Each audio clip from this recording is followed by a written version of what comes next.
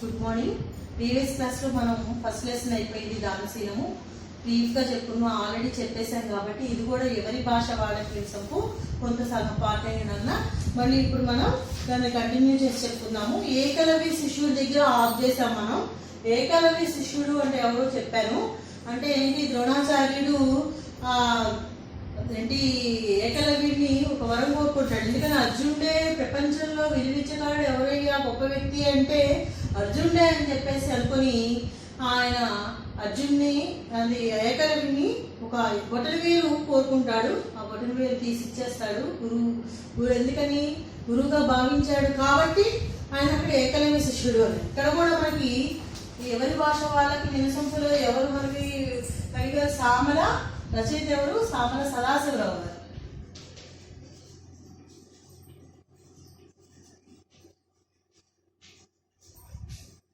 ఇది పాటలుగా ఉంటుంది. ఫస్ట్ పార్ట్లో మనం సామల సదాశివరావు గారు మనవరాలు లావణ్య వచ్చి ఇకపటు నీ పాను జరదా డబ్బి అంటుంది.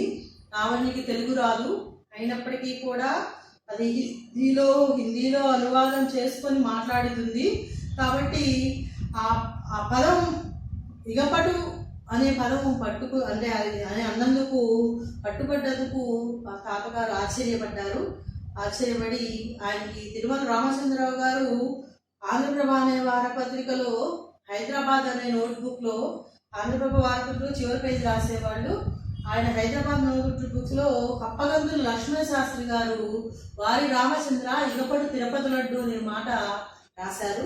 అది గుర్తుకు లావణ్య అనగానే ఆ మాట రావడం దీనికి ఆశ్చర్యం కలిగించింది. ఎవరికి? సామల సదాశివరావు గారికి. ఆ తర్వాత మనం కప్పగంతుల లక్ష్మణ శాస్త్రి గారు సంస్కృత ఆంధ్ర భాషలో ఉద్దండ పండితులు.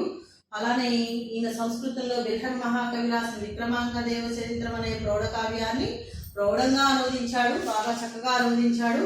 అలానే బిల్హన్ మహాకవిదే కన్న సుందర అనే నాటకాన్ని కూడా అనువదించి ప్రచురించుకున్నారు. విక్రమాంక దేవ చరిత్ర అచ్చు కాకుండా నాట ప్రతినిధిని చిలకపర్తి లక్ష్మీ నరసింహపంతులు మరువారు మహాపండితులు కూడా ఆయన్ని మెచ్చుకోవడం జరిగింది. అందుకే ఇదంతా కూడా ఆల్రెడీ చెప్పాను కాబట్టి క్లుప్తంగా చెప్తున్నాను. ఎవరిని కప్పగంతుల లక్ష్మణ శాస్త్రి గారిని ఆంధ్ర బిల్హన బిరుదాంచితులు. కప్పగంతుల లక్ష్మణ శాస్త్రి గారి బిరుదేంటి? ఆంధ్ర బిల్హన బిరుదాంచితులు. ఆంధ్ర బిల్హన బిరుదాంచితులు అని ఆంధ్ర బిల్హనుడు అని పిలిచేవారు అన్నమాట. ఆంధ్ర బిల్హన అని.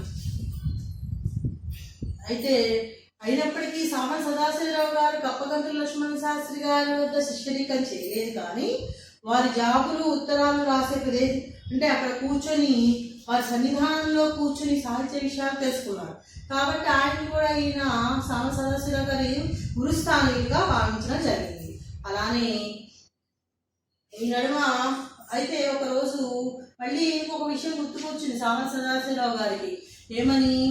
బాసర సరస్వతి క్షేత్రంలో ఒక వేసవాన్ని మీద అధికారం ఉన్న పండితులు, పౌరాణికులు అంటే పురాణం తెలిసిన వారు చెప్పేవారు అనేక మంది ప్రసంగించారు. అక్కడ ఒక ఆవిడ ఉపన్యాసం ఇచ్చింది. ఆమె పేరు కే కమల గారు. మధ్యాహ్న భోజన సమయంలో ఆమె వెళ్ళి కలుసుకున్నారు కప్పగంతుల సామల సదాశివరావు గారు. ఆమె కప్పగంతుల లక్ష్మణ శాస్త్రి గారి కుమార్తె అని తెలుసుకున్నారు. ఈయన మహబూబ్ నగర్ జిల్లాకు సంబంధించిన వారు. ఎవరు? కప్పగంతుల లక్ష్మణ శాస్త్రి గారు.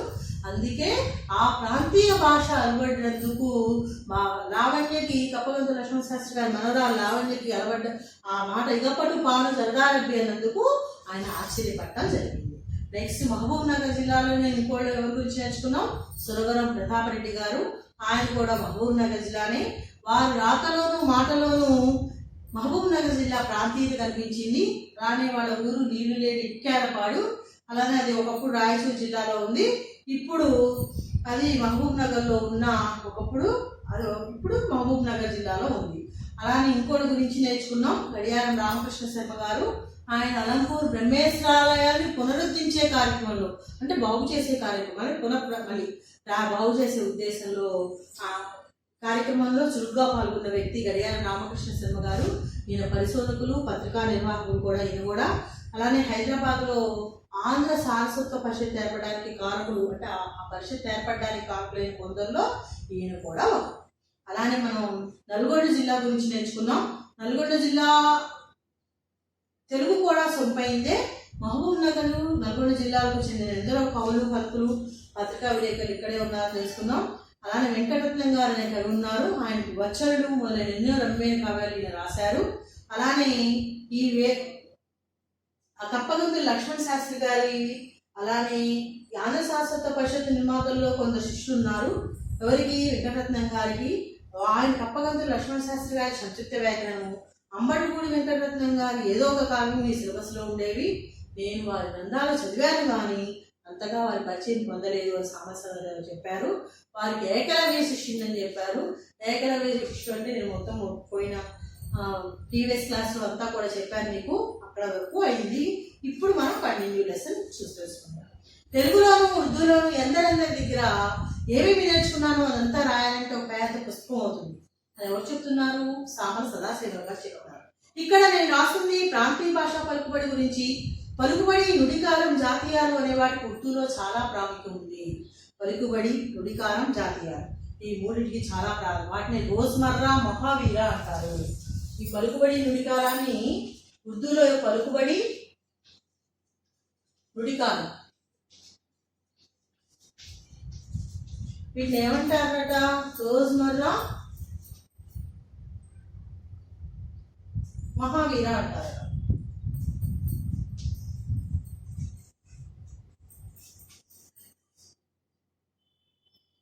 రోజ్మర్రా, మహావీర, పలుకుబడి, నుడికారాన్ని అంటారు. అలానే ఉర్దూ మహావీరుల గురించి తర్వాత చెప్తాను. అది ఆయన ఈ ముచ్చట ముయ్యవు. వరంగల్లో తెలుగు టక్సాలి తెలుగు అంటారు. వరంగల్లో తెలుగుని ఏమంటారట? టక్సాలి తెలుగు అంటారట. టక్సాలి, వరంగల్లో తెలుగును టక్సాలి తెలుగు అంటారు. అలానే టక్సాలి అంటే ఢిల్లీలో ఉర్దూను టక్సాలి అంటారు. టక్సాలి ఉర్దూ అంటారు. వరంగల్లో తెలుగును టక్సాలి తెలుగు అంటారు. ఢిల్లీలో ఉర్దూను టక్సాలి ఉర్దూ అంటారు. టక్సాల అంటే టంకసాల. టక్సాల, టక్సాల అంటే ఏంటి? టక్సాల అంటే టంకసాల. టక్సాల అంటే టంకసాల. టక్సాల అంటే ఏంటి? టంకసాల. టంకసాలలో తయారయ్యే నాణాలకే విలువ. ఇతరులు ఎవరైనా తయారు చేస్తే అది నకిలీ నాణాలు. టంకసాలలో తయారయ్యే నాణాలు మనం ఉన్నాయి కదా, రూపాయలు అవన్నీ కూడా టంకసాలలో తయారైతేనే ఆ నాణానికి విలువ ఉంటుంది. ఇప్పుడు రిజర్వ్ బ్యాంక్ ముద్రిస్తేనే కదా మనం డబ్బులు. అలానే ఇక్కడ కూడా నాణాలు కూడా అంతే. ఇవి చలామణిలోకి లేవు. ఇతరులు ఎవరైనా తయారు చేస్తే అవి చలామణిలోకి లేవు. పైగా ప్రభుత్వం వాటిని జప్తు చేస్తుంది. జప్తు అంటే రద్దు చేయడం. జప్తు చేస్తుంది. జప్తు చేయడం అంటే ఏంటి?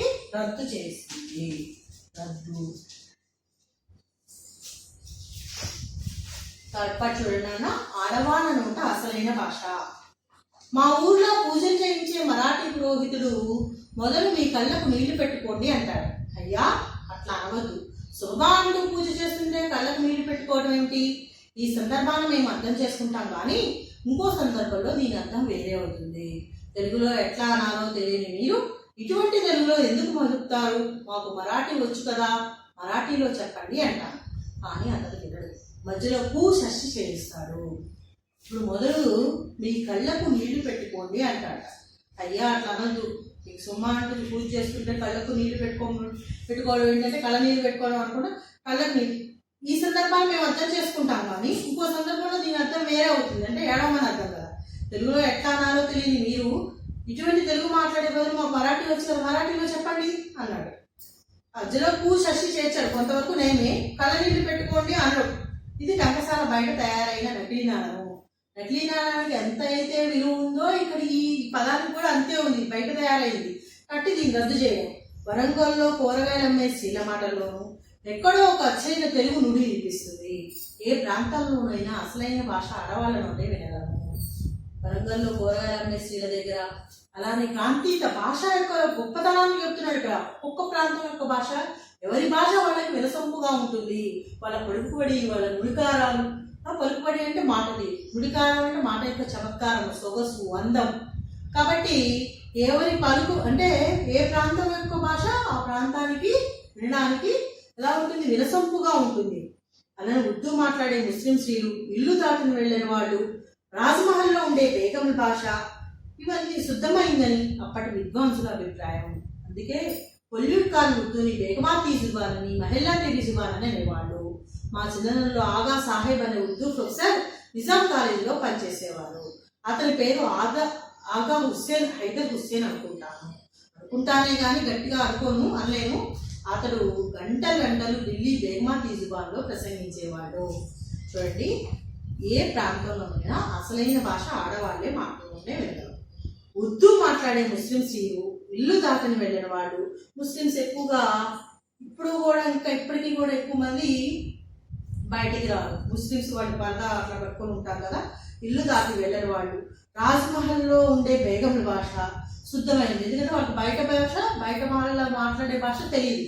వీళ్ళు స్వచ్ఛమైన, వాళ్ళకి వచ్చిన భాష శుద్ధమైన చక్కనైన భాషను మాట్లాడతారు, శుద్ధమైనది విద్వాంసుల అభిప్రాయం. అందుకే పొల్యూట్ కాని ఉర్దూను బేగమాతీ జుబాన్ అని, మహిళాతీ జుబాన్ అనేవాళ్ళు. పొల్యూట్ కాని ఉర్దూను ఏమనేవాళ్ళు, బేగమాతీ జుబాన్ అని, మహిళాతీ జుబాన్ అనేవాళ్ళు. మా చిన్నతనంలో ఆగా సాహెబ్ అనే ఉర్దూ ప్రొఫెసర్ నిజాం కాలేజీలో పనిచేసేవాడు. అతని పేరు ఆగా హైదర్ హుస్సేన్ అనుకుంటానే కానీ గట్టిగా చెప్పాలి అంటే ఆయన పేరు సరిగ్గా గుర్తులేదు. అతను గంటలు ఢిల్లీ బేగమాతీ జుబాన్లో ప్రసంగించేవాడు. బేగమాతీ జుబాన్ అంటే మహిళాతీ జుబాన్ ఎందుకోసం ఉపయోగించేవాళ్ళు? అక్కడ శుద్ధమైన విద్వాంసులు, శుద్ధమైంది వాళ్ళు అక్కడ బేగమాతీ జుబాన్లోను మహిళాతీ జుబాన్లో ఉండేవాళ్ళు శుద్ధమైన భాష మాట్లాడతారని విద్వాంసుల అభిప్రాయం. వరంగల్ తెలుగు గురించి మాట్లాడుతున్నాం కదా. ఒక సంవత్సరం ఏం జరిగిందంటే పెద్ద కాళోజీ వర్ధంతి సభలో పాల్గొన్నారు. ఇదంతా ఎవరు చెప్తున్నారు? సామల సదాశివరావు గారు. సాధారణంగా కాళోజీ ఇంట జరిగే వర్ధంతి, జయంతి సభల్లో పాల్గొనేవాడిని. అసలు మనకు వర్ధంతి అంటే ఏంటి, జయంతి అంటే ఏంటి తెలియాలి. వర్ధంతి,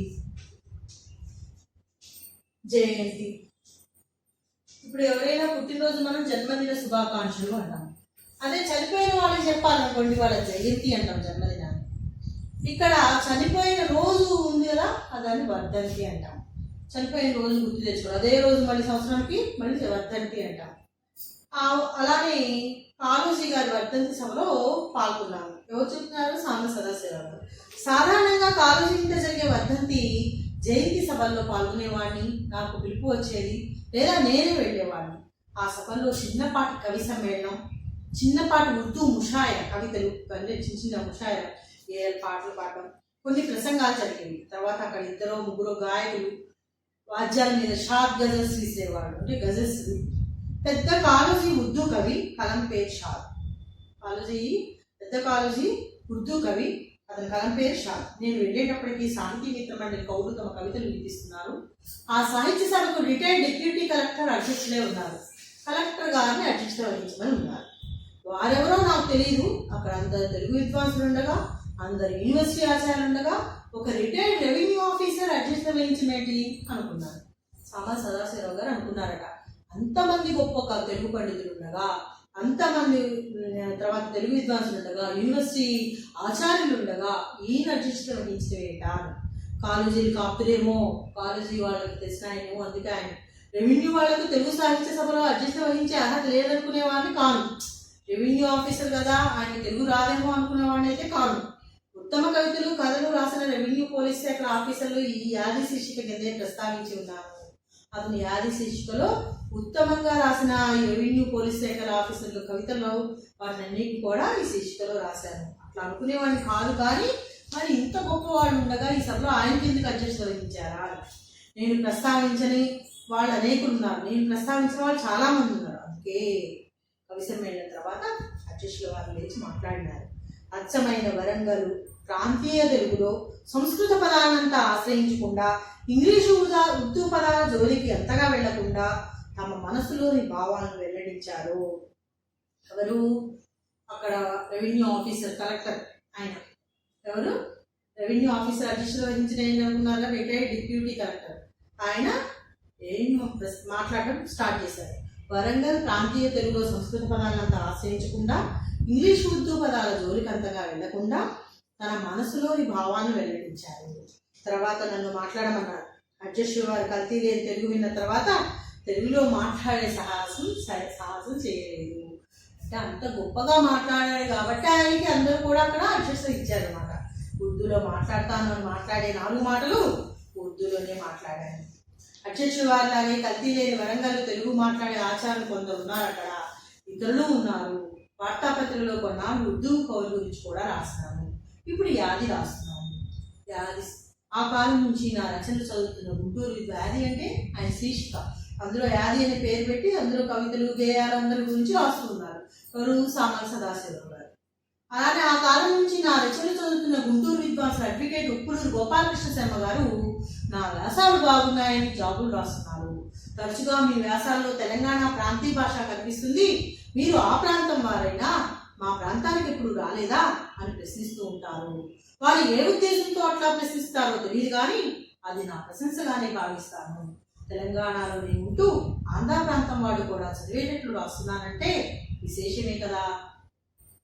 ఇంతకాలం తెలంగాణ సీమోల్లంఘనం చేసి తిరుపతి లింగన్ను కూడా చూడకపోతుంది. ఏమన్నారు ఆయన? సామల సదాశివరావు గారు ఉప్పులూరు గోపాలకృష్ణ గారు ఈయన వ్యాసాలు చదివి రాశారట, మీరు తెలంగాణ ప్రాంతం వారా ఆంధ్ర ప్రాంతం ఎప్పుడు ప్రాంతీయత మా ప్రాంతం వారైనా మా ప్రాంతానికి ఎప్పుడు రాలేదా అని ప్రశ్నిస్తూ ఏ ఉద్దేశంతో అట్లా ప్రశ్నించారో తెలియదు కానీ ఆ ప్రశంస నేను ప్రశంసగానే భావిస్తున్నాను చెప్పారు. ఎందుకని? తెలంగాణలో ఉంటూ ఆంధ్ర ప్రాంతం వాళ్ళు చదివేట్టుగా రాశారని చెప్పేసి. ఇక నెక్స్ట్ ఫోర్త్ పార్ట్ చూడన్నా. ఇంతకాలం తెలంగాణ సీమోల్లంఘనం చేసి తిరుపతి వెంకన్నను కూడా చూడకపోతుంది. గత మార్చిలో మాత్రం కారా మాస్టర్ గారి ఆజ్ఞను తిరస్కరించలేక 3 రోజులు విశాఖకు శ్రీకాకుళానికి వెళ్ళి వచ్చాను. అలానే శ్రీకాకుళం అక్కడ ఎప్పుడు కూడా నేను రాయలసీమ వెళ్ళి చూసింది లేదు, తిరుపతి వెంకన్నను చూడలేదు. ఎవరు చెప్తున్నారు? ఇది సామల సదాశివరావు గారు. అయితే కారా మాస్టర్ గారి ఆజ్ఞ తిరస్కరించలేక 3 రోజులు మాత్రం విశాఖకు శ్రీకాకుళానికి వెళ్ళి వచ్చాను. అక్కడ ప్రాంతీయ తెలుగు అన్నం వేరే, గద్య పద్య సాహిత్య ప్రచారం ఉన్నంతకాలం ఎక్కడ తిరిగినా ఒక్కటే, గద్యము పద్యము, పద్యభాగం పద్యభాగం ఈ 2 ఉన్నంత కాలం ఎక్కడ తిరిగినా ఒక్కటే. వ్యవహారిక భాష వచ్చి వ్యాప్తిలోకి వచ్చిన తర్వాత ఈ ప్రాంతీయ భాషలు మాండలిక భాషలు, వ్యవహారిక భాష వ్యాప్తిలోకి వచ్చిన తర్వాతనే ఈ ప్రాంతీయ భాషలు మాండలిక భాషలు. వ్యవహారిక భాష అంటే మనం ఏ భాషలో మాట్లాడుతున్నామో ఆ భాషలోనే కవితలు రాయడం, గేయాలు రాయడం, పద్యాలు రాయడం. ఇవి వచ్చిన తర్వాత ఈ ప్రాంతీయ భాష మాండలిక భాషలు. నేను ఒకప్పుడు పుస్తకాలు వ్యాసాలు గ్రాంధిక భాషలో రాసిన వాడిని, అవి ఇప్పుడు నాకే రుచించవు. సామల సదాశివరావు గారు చెప్పిన ఒకప్పుడు నేను గ్రాంధిక భాషలో రాశాను, సంస్కృతము మిత్రమై ఉండేవారు.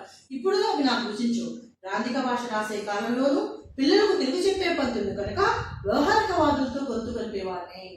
నేను గ్రాంధిక భాష రాసినప్పటికీ కూడా పిల్లలకు తెలుగు పండితుని కనుక నేను వ్యవహారిక భాష వాదులతోనే గొంతు కలిపేవాడిని.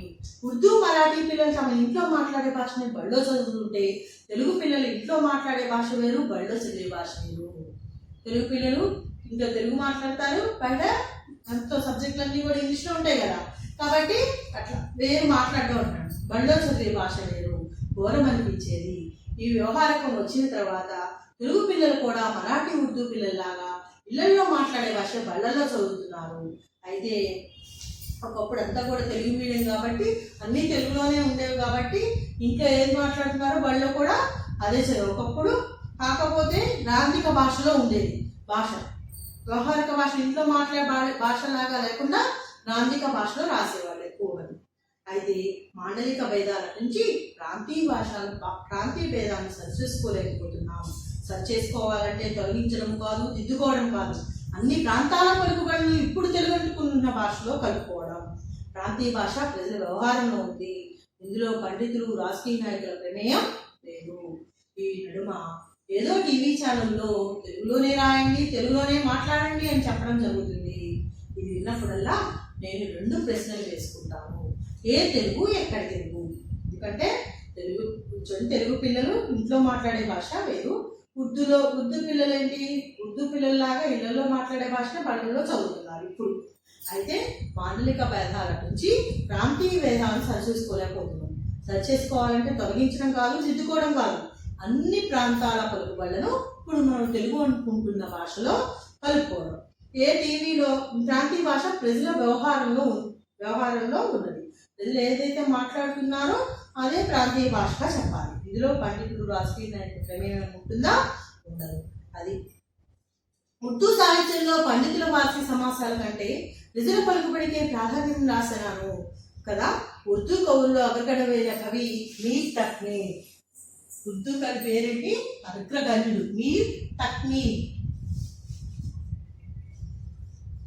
ఈయన ఉర్దూ కవుల్లో గొప్పవాడు అన్నమాట. ఉర్దూ కవుల్లో అగ్రగణ్య కవి మీర్ తక్నీ. ఇతని కవిత గంభీర భావభరితమైన భాష ప్రజల పలుకుల నుంచి వచ్చిన సహజ సుందరమైంది.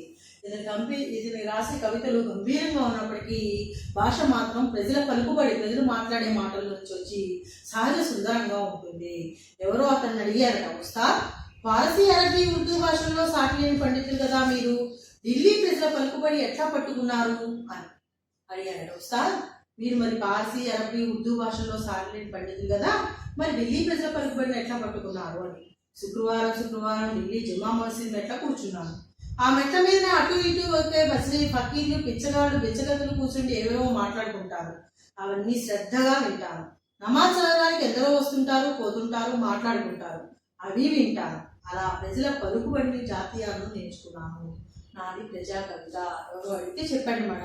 ఆ మెట్ల మీద కూర్చొని శుక్రవారం ఆ మసీద్ మీద వచ్చేపోయే వాళ్ళ భాష పట్టుకోవడం, వాళ్ళ బిచ్చగత్తది ఫకీర్లవి ఇవన్నీ కూడా శ్రద్ధగా విని, నమాజ్ చదవడానికి ఎందరో వస్తుంటారు, ఎందరో పోతుంటారు, వాళ్ళు మాట్లాడుకునే విని ఇలా వాళ్ళ పలుకుబడిని జాతీయాన్ని నేర్చుకున్నాను. నాది ప్రజా కవిత కదా అన్నాడట మహాకవి మీర్ తకీమీ. కాదు మీర్ తకీమీ. ఒక షేర్ కూడా రాశాడు ఆయన. గో మేరా షేర్ హై కవాస్ పసంద్ పర్ మేరీ గుప్తాకు ఆవాం సే హై. గో మేరా షేర్ హై కవాస్ పసంద్ పర్ మేరీ గుప్తాకు ఆవాస్. నేను ఏదైతే రాసిన కవితను, నేను రాసిన కవిత ప్రత్యేకమైన వాళ్ళు ఇష్టపడతారు, కానీ నేను మాట్లాడేది సామాన్య ప్రజలతోనే. అర్థం. గో మేరా షేర్ హై, నేను రాసిన కవిత కవాస్ పసంద్ హై, ప్రత్యేకమైన వాళ్ళు ఇష్టపడతారు. పర్ మేరీ గుప్తాకు, కానీ నేను మాట్లాడేది ఆవాం సే హై, సామాన్యులతోనే. ఖాస్ ఆమ్ అనేది రెండు మాటలు ఉన్నాయి. ఖాస్ అంటే ప్రత్యేకమైనది, దాని బహువచనం ఖవాస్. ఇది ఇక్కడ ఖాస్ ఆమ్. ఇది ఎగ్జామ్స్ లో బిట్స్ లో కూడా అడుగుతుంటాడు అన్న. ఖాస్ ఆమ్ అనే రెండు మాటలు ఉన్నాయి. ఈ రెండు మాటలో ఖాస్ అంటే ఏంటి? ప్రత్యేకమైనది.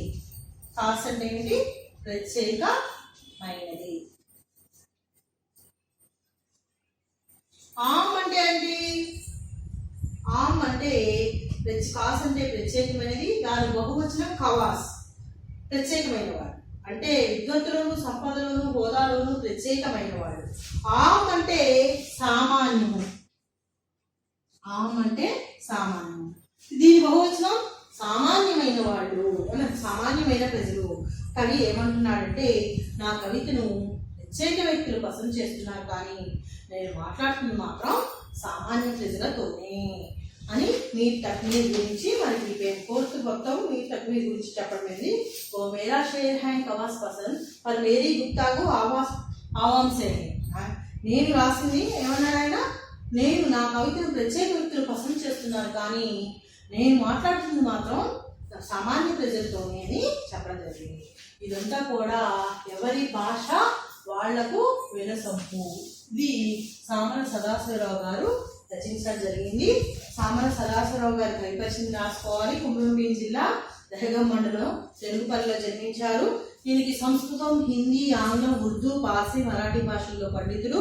అలానే ఈయన ఉర్దూ సాహిత్య చరిత్ర, అమ్జద్ రుబాయిలు, మలై మారుతాలు, యాది, సంగీత శిఖరాలు రచనలు.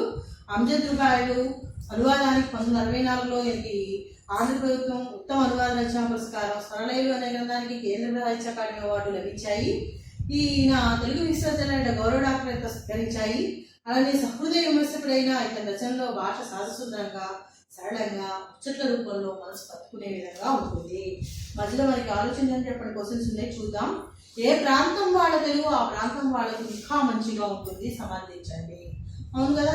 ఏ ప్రాంతం ఇప్పుడు మనకి ఎగ్జాంపుల్ చెప్పాడు, మహబూబ్ నగర్ సురవరం ప్రతాప్ రెడ్డి మాట్లాడింది, అలానే కప్పగంతుల లక్ష్మణ శాస్త్రి గారు, ఆమె కుమార్తె కమల గారు మాట్లాడుతుంటే విని సమర సదాశివరావు గారికి అందించింది.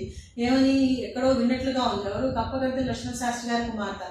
అట్లానే తన మనవరాలు ఇగపటు అనగానే ఆ ప్రాంతీయతత్వం, మహబూబ్ నగర్ జిల్లా యొక్క ప్రాంతీయతత్వం కనిపించింది. కప్పగంతుల లక్ష్మణ శాస్త్రి గారు వారి రామచంద్ర ఇగపటు తిరుపతి లడ్డు అని ఆ పదం గుర్తుకు రావడం, ఆశ్చర్యపడడం జరిగింది. ఇవన్నీ కూడా ఏ ప్రాంతం వాళ్ళ తెలుగు ఆ ప్రాంతం వాళ్ళకి చాలా మంచిగా ఉంటుంది. రచయిత కొందరు పండితులు గురుస్థానీయులు అని చెప్పాడు. ఎవరెవరు గురుస్థానీయులు అని చెప్పాడు? కప్పగంతుల లక్ష్మణ శాస్త్రి గారిని గురుస్థానీయులు అని చెప్పాడు. అంబడుగుడు వెంకటరత్నం గారిని గురుస్థానీయులు అని చెప్పాడు. అలానే ఇక్కడ అంటే గురుస్థానీయుడు అంటే ఏంటి? గురువు కాకపోయినప్పటికీ గురువుగా భావించారు కాబట్టి గురుస్థానీయుడు అని చెప్పడం జరిగింది. ఇంకా పసందైన ప్రాంతీయ భాష, దీన్ని ఎట్లా అర్థం చేసుకున్నారు అని. పసందు అంటే ఇష్టమైన ప్రాంతీయ భాష. దీన్ని చాలా మంచిగా అంటే పసందు ఇష్టమైన అంటే ప్రాంతీయ భాష అంటే మనకి ఏ ప్రాంతం వాళ్ళ భాష చాలా తీయగా ఉంటుంది కాబట్టి వాళ్ళకి ఇష్టమైన భాషలో మాట్లాడడం వల్ల వాళ్ళకి ప్రసన్నమైన ప్రాంతీయ భాషగా చెప్పవచ్చు. అలానే పలుకుబడి నుడికారం. పలుకుబడి అంటే ఏంటి? పలుకుబడి అంటే మాట తీరు, నుడికారం అంటే మాట చమత్కారం. జాతీయం అంటే జాతి విలక్షణత, అంటే దేశంలో మాట్లాడే కొద్ది పదాలను జాతీయ పదాలుగా చెప్పడం జరిగింది. వీటిని ఈ అభిప్రాయం అలానే ఏకవిశిష్యులు మీకు చెప్పాను ద్రోణాచార్య గురించి. ఈ విధంగా అంటే మొత్తం ఎవరి భాష వాళ్ళకి వినసొంపు లెసన్ కంప్లీట్ అయినా ఈ లెసన్లో నుంచి మీరు సామర సదాశివరావు గారి గురించి పరిపరిచయం రాయాలి. అలానే నోట్స్లో లెసన్ నేమ్ రాసి సామర పరిపరిచయం రాసుకొని నేపథ్యం రాసి ఆ తర్వాత ఇక్కడ క్వశ్చన్లు ఉన్నాయి కదా, నేను గ్రామర్ చెప్తాను. నెక్స్ట్ క్లాస్లో మీకు గ్రామర్ చెప్పడం జరుగుతుంది. మీరు మెటీరియల్ ఉంటే మాత్రం ఆలోచించండి, కొన్ని క్వశ్చన్స్ చూసి చదువుకోండి. అది మీరు రాయాల్సింది మాత్రం ఓన్లీ పరిపరిచయం, పాఠం యొక్క ఉద్దేశం అంటే భాషలో నుడికార సొంపు పలుకుబడి జాతీయాల వల్లే ఆ భాషకు ఎంతో పరిపూర్ణత ఉంటుంది, సౌందర్యవంతంగా వెలుసిల్లుతుంది. ఆ ఇతర భాషల్లో గొప్పతనాన్ని వేరేజీ వేస్తూ తెలుగు భాష గొప్పతనాన్ని ప్రాంతీయ భాషలోని సంస్థను తెలియజెప్పారు సామర సదాశివరావు గారు. ఈ పాఠం యొక్క ముఖ్య ఉద్దేశం అదే. అలానే ఇక మీరు చెప్పిన గో మేరా షేర్ హై కవాస్ పసంద్ హై మరి మేరీ గుప్తాకు ఆమ్స్ హై, ఆ పేరాలో లాస్ట్ పేరా ఇది ఖాస్ అంటే ఏంటి అంటే రెండు ఖాస్ సామాన్యవి రెండు మాటలు ఉన్నాయి. ఖాస్ అంటే ప్రత్యేకమైనది, ఆమ్ అంటే సామాన్యమైనది. ఇది దాని బహువచనం కవాసు. విద్వత్తులను సంపదలను హోదాలను ప్రత్యేకమైన వాళ్ళని అంటాం. ఆమ్ అంటే సామాన్యము, ఆవాం అంటే బహువచనంలో సామాన్య ప్రజలు. కవి ఏమన్నాడంటే నా కవితను ప్రత్యేక వ్యక్తులు పసందు చేస్తున్నారు కానీ ఇక్కడ నుండి ఖాస్ అంటే ప్రత్యేకం. అదే దీని బహువచనంలో ఖవాస్. ఖవాస్ అంటే ప్రత్యేకమైన వాళ్ళు, ఆమ్ అంటే సామాన్యము, అవాం అంటే సామాన్యమైన వాళ్ళు అని అర్థం. ఓకేనా నాన్న? ఇంతవరకు నెక్స్ట్ క్లాస్లో ఈ లెసన్ అయిపోయింది కదా. నెక్స్ట్ క్లాస్లో ఉపవాచకం ఉంది కదా మనకి. ఉపవాచకం బాలాకాండంలో ఫస్ట్ బాలాకాండమును అరణ్యకాండం వరకు అవి కూడా ఒకసారి ఎక్స్ప్లెయిన్ చేసుకుంటే కంప్లీట్ అయిపోతుంది. తర్వాత గ్రామర్ స్టార్ట్ చేద్దాము, గ్రామర్ చెప్పుకుందాము. ఇంతవరకు ఒకసారి ఎవరి భాష వాళ్ళకి కవిత పేరేంటి? సామర సదాశివరావు గారు. అలానే ప్రతి ఆంధ్ర ఇంకే లెసన్ మధ్యలో నుంచి క్వశ్చన్ అడుగుతాడు. ఆంధ్ర బిల్హాంజతులు అనే పేరు ఎందుకు వచ్చింది? విక్రమాంక దేవ చరిత్ర అనే ప్రౌఢమైన కావ్యాన్ని ఎవరు రాశారు? బిల్హన్ మహాకవి రాశారు. దాన్ని సంస్కృతంలో రాసిన దాన్ని తెలుగులో కలిగించిన ఎవరు? కప్పగంతుల లక్ష్మణ శాస్త్రి గారు. అలానే కన్నసుందర అనే నాటకాన్ని రాసింది ఎవరు? కన్నసుందర అనే నాటకాన్ని కూడా బిల్హన్ మహాకవి రాసింది. దాన్ని కూడా తెలుగులో కనుదించింది ఎవరు? కప్పగంతుల లక్ష్మణ శాస్త్రి గారు. అందుకని ఈయనకి ఏమని పేరు వచ్చింది? ఆంధ్ర బిల్హన్ బిరుదాంచితులు అనే పేరు వచ్చింది. ఇది ఏ మెటీరియల్లో ఉండదు, ఈ లెసన్ చదివితేనే లెసన్ మధ్యలో నుంచి రాయగలుగుతారు. ఆంధ్ర బిల్హన్ బిరుదాంచితులని అనే గురుస్థానీయులు అని ఎందుకు అంటారు, అలానే ఏకవిశిష్యుడు అనే గురించి, అలానే పలుకుబడి అంటే ఏంటి, నుడికారం అంటే ఏంటి, జాతీయం అంటే ఏంటి, అలానే కవి మైతక్నీర్ గురించి రాయమండం, అలాగే సురవరం ప్రతాప్ రెడ్డి గారి గురించి రాయమండం, అంటే అంబర్పూర్ వెంకటరత్నం గారి గురించి రాయమండం, కప్పగంతుల లక్ష్మణ శాస్త్రి గారి కుమార్తె పేరేంటి ఆమె గురించి రాయమండం. ఎక్కడ చెప్పింది? బాసర సరస్వతి క్షేత్రంలో తన ఉపన్యాసం ఇవ్వడం జరిగింది. ఆ ఉపన్యాసిని సామల సదాశివరావు గారు ఇది ఎవరిలా ఉంది అని చెప్పేసి అనుకున్నారు. అతను కప్పగంతుల లక్ష్మణ శాస్త్రి గారి కుమార్తె ఎవరు కమల గారు ఈ విధంగా చెప్పడం జరిగింది. ఇది వల్ల ఎవరి భాష వాళ్ళకు వినసొంపు. ఇక ఇక్కడ మనకి పేరా ఉంది. కాస్ అనే ఉర్దూ పదానికి అర్థం ఏంటంటే ప్రత్యేకమైనదని. సామాన్యులను ఉర్దూలో ఏమంటారు ఆవామని. అలానే నా కవితను ప్రత్యేక వ్యక్తులు పసంद చేస్తున్నారు. ప్రత్యేక వ్యక్తులు అంటే ఖవాస్ అని. పై కవితలో ఎవరి భాషను ఉపయోగించాడు. ఎవరి భాషను ఉపయోగించాడు? ప్రజల భాషను ఉపయోగించాడు. ఆయన ఉర్దూ భాషలో రాశాడని ఎవరి భాషతో కవిత రాయలేదని నేను మాట్లాడుతున్నది ప్రజలతోనే అన్నాడు. కాబట్టి ఆయన పై వాక్యంలో నేను ప్రజల భాషతోనే ఎవరి భాషను ఉపయోగించాడు అన్నాడు. ప్రజల భాషను ఉపయోగించాడు. ఓకే, నెక్స్ట్ క్లాస్లో మళ్ళీ చెప్తున్నాం.